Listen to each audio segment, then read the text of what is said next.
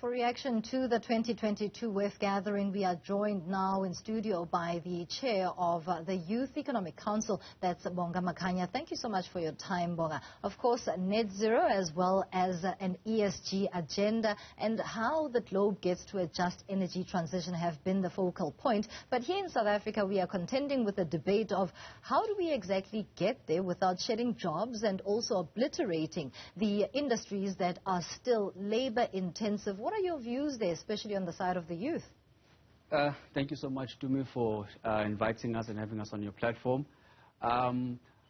Ordinarily, platforms like the World Economic Forum, COP26, have always tend to take a stance that Africa, particularly South Africa, should move away from fossil fuels and labor-intensive sectors like coal mining and things, so on and so forth, to move towards a more just energy transition and a more clean carbon society.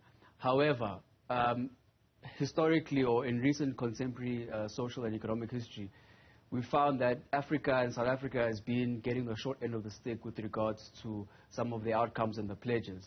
Because, for example, with the oil and gas sectors that are emerging in the Southern African region, the rest of the world is saying close down your oil refineries, close down your oil and gas sectors.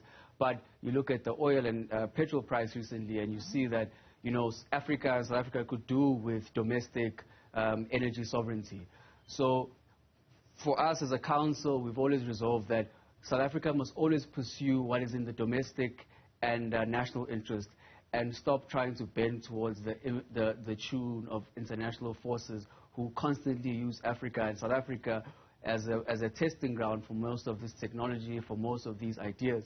Because when you look at the European Union, they're ramping up their fossil fuels usages, they're ramping up their coal usages to deal with the energy demands. China, for the first time last year in June, had a blackout when they were trying some of the renewable energy technologies. Yeah. So the technology hasn't been proven to work effectively, and South Africa having a huge energy crisis.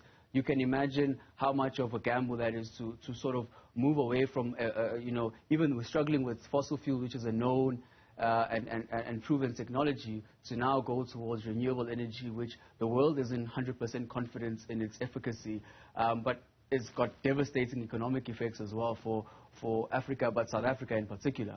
Interestingly, one of the conversations that have not come up, particularly in this year's gathering, is the voice of the youth, especially because here we are talking about the future of a workforce, whether in South Africa or on the global scale. What do you make of a gathering of this nature that does not necessarily include that voice of young people who are essentially those who are going to be the global leaders? It's quite concerning, but it's nothing out of the ordinary. This government, and perhaps I won't speak too much on international balance of forces and how their youth demographics look like in their various leadership roles. But it's not surprising. I mean, you're going to take all these old pensioners who happen to serve in our cabinet to go and advocate for youth policy and youth integration into the economy, yet they don't have a conceptual understanding of what that means.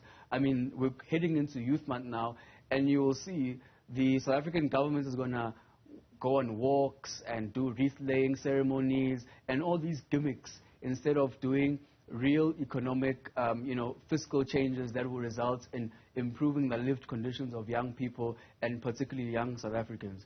So it's quite concerning, but it's nothing out of the ordinary because time and time again this government has proved to not be centered in driving a youth agenda. If you look at the age demographics alone in cabinet, in strategic positions of leadership, in strategic positions of corporate South Africa, you find that young people are not represented, even though they do showcase the potential and the capacity to execute all these responsibilities. So I'm not surprised that a ministerial envoy that goes to Davos is filled with South African pensioners and doesn't reflect the general demographics of this country. So it's really nothing out of the ordinary, and it's quite concerning, but it's the reality that we've lived with, and I think we need a change, and we need it soon. A change, you say. Thank you so much for your contribution. That is the chair of the Youth Economic Council, Bonga Makhanya, speaking to us in reaction to developments at the WEF 2022.